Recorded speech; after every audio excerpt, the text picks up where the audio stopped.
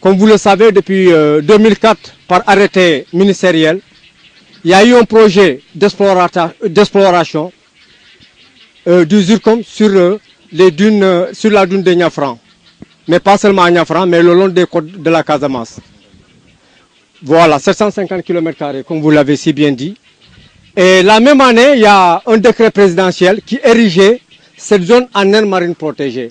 Donc depuis 2006, il y a eu un comité de lutte contre l'exploitation du zircon à Niafran. C'est par rapport à ça qu'en 2014-2015, il y a eu une audience publique et en 2015 aussi une autre audience pour demander à la population, parce qu'un tel projet a besoin de l'aval de la population. Mais toutes ces deux audiences, la population à l'unanimité, il n'y a pas une seule personne qui était favorable à ce projet. Le gouvernement est revenu avec un administrateur organiser une enquête publique pour sonder les populations. Lors de la restitution de cette enquête, l'enquêteur a dit au gouverneur, l'ancien qui était parti, lui dit que j'ai mené l'enquête, mais il y a eu des cas d'achat de conscience. Ce qui veut dire qu'il y avait un parfum de corruption. Ce qui veut dire que la population a rejeté ce projet. Nos amis, nos partenaires, même la diaspora, il y a des gens qui ont fait quand même des pétitions nationales comme internationales.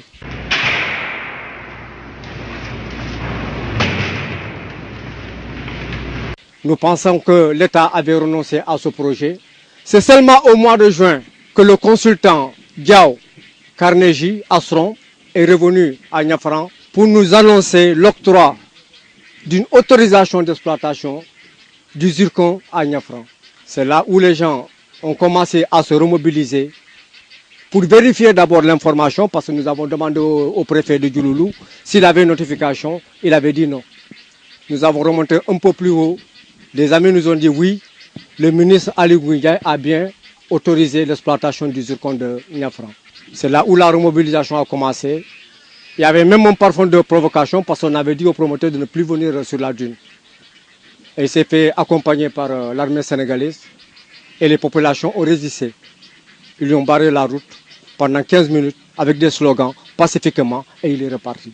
Et comme il n'a pas écouté la population à travers une marche pacifique qu'on a organisée qui a drainé beaucoup de monde au niveau de Niafran, on s'est dit symboliquement, on va aller à la capitale régionale qui est Ziguinchor. Le gouverneur peut-être qui est le plus proche du gouvernement pour lui exprimer maintenant nos doléances. C'est ce qui a valu notre déplacement pour venir symboliquement ici à Ziguinchor manifester pour exprimer notre non à l'exploitation de ce zircon à Niafran, mais aussi sur les côtes casamassines.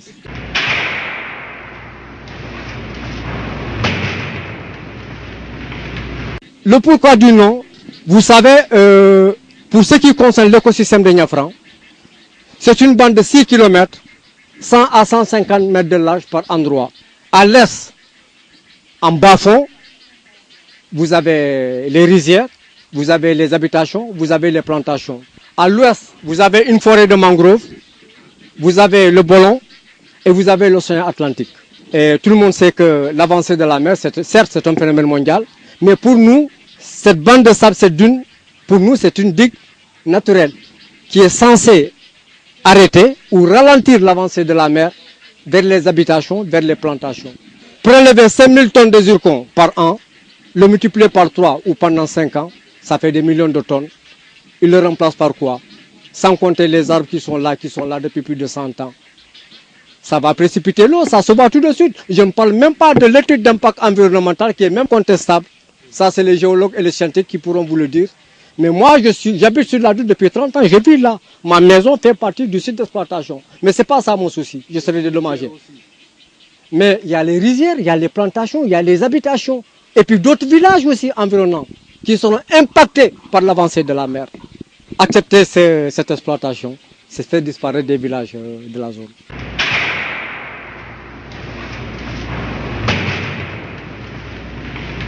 Vous savez, il y a eu des tentatives de récupération de notre mouvement. Nous sommes un petit comité déterminé.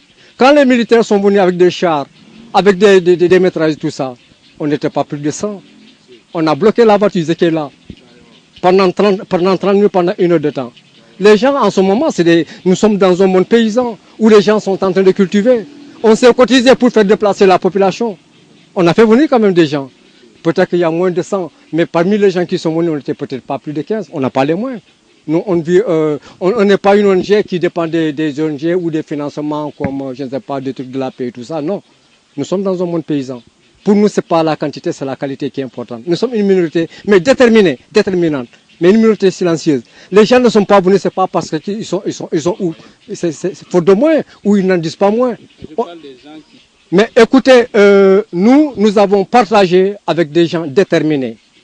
Ceux qui sont déterminés, ils sont là. Maintenant, ceux qui ont choisi leur camp, on les connaît. Mais on a besoin de personne pour cette lutte. Très sincèrement. Nous avons besoin de tous les Casamassés. Et pourtant, pourquoi au Canada? Pourquoi à Paris? Vous pouvez le vérifier. Pourquoi à Barcelone et tout ça? La diaspora sont en train de manifester. Mais les Casamassés, aujourd'hui, les éco-citoyens, ils sont là.